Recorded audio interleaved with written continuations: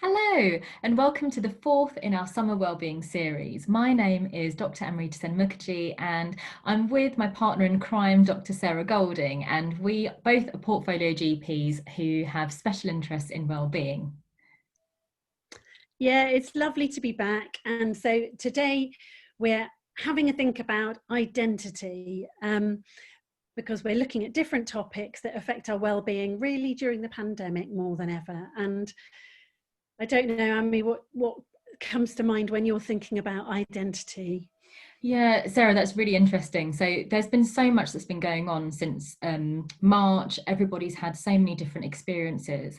And what I've been hearing a lot from so many people is the fact that they've been having to merge their different identities into one. And I think that's where a lot of conflict and a lot of confusion, a lot of discomfort has really come in, because when we're so used to our professional boundaries, our personal boundaries, our friendship groups, our family groups, we have very compartmentalized identities and understandings of ourselves.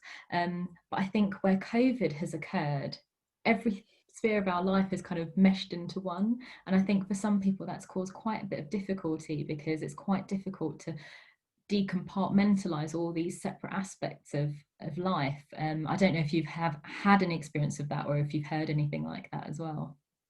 Yeah, absolutely. And I think it's going to be an interesting process now, particularly for people where things are going back to a bit of what it was like before for some of us, if children are going back to school, and really how that leaves us feeling about ourselves now. And I guess it gives us an opportunity of thinking about, what do we want it to be?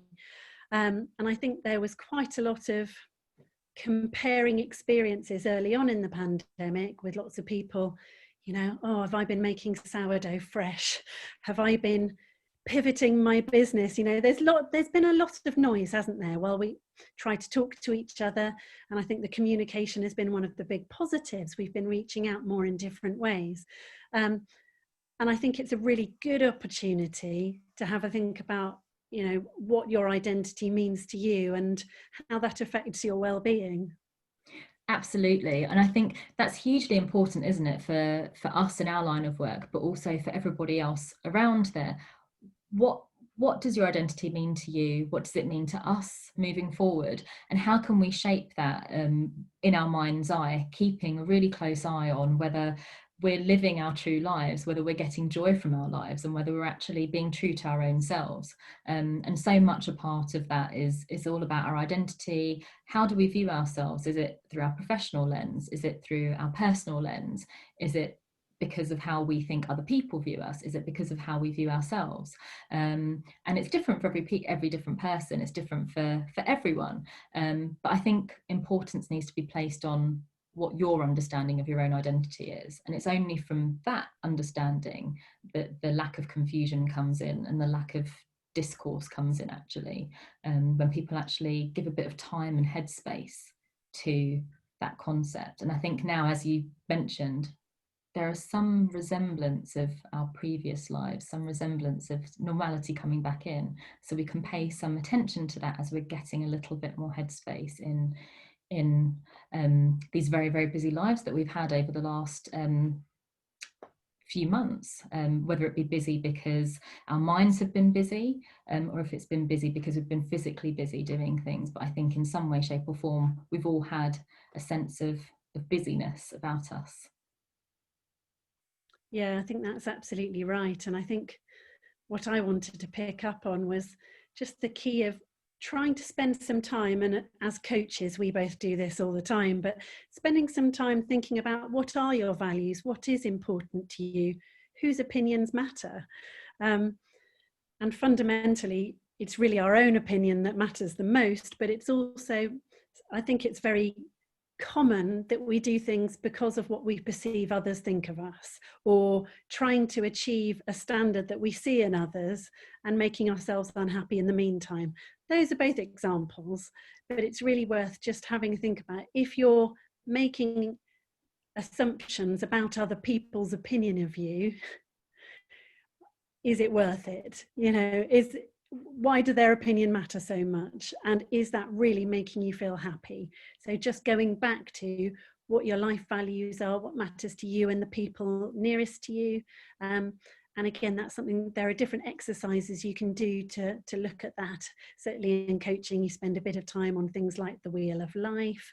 There are various different exercises, and if people are interested, please do get in touch. We can talk more about that. That's really interesting to know. Thanks, Sarah. And one thing I wanted to pick up on there was, I think one thing that we're really, really good at is noticing what we don't do. But the other thing that we don't do very well is noticing the things that we do very well, and that's our strengths. So noticing our strengths, noticing the things that we're really good at, and noticing, how we help others in our lives, how we help ourselves. And I think if we're able to shift our focus, shift our mind's narrative onto actually, this didn't go so well today, but look at all the other things that I have done well, that might also give people a sense of understanding of what their identity is, because actually focusing on the positives and focusing on all the things that give you joy, all the things that actually bring meaning to your life, actually can give you some understanding of what your own values and purpose are if people are having difficulties with understanding that around them. Absolutely. And that's coming back to what we were talking about before with the really positive changes that you can see in brains from doing gratitude practice, and however you prefer to do that. So that links in really nicely to that. And I wonder if there's also value in just spending some time and thinking, what is unique about you?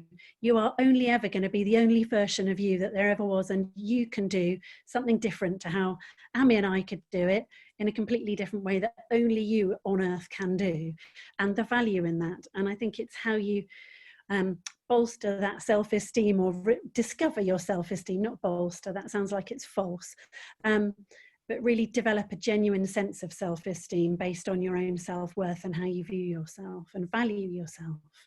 Absolutely.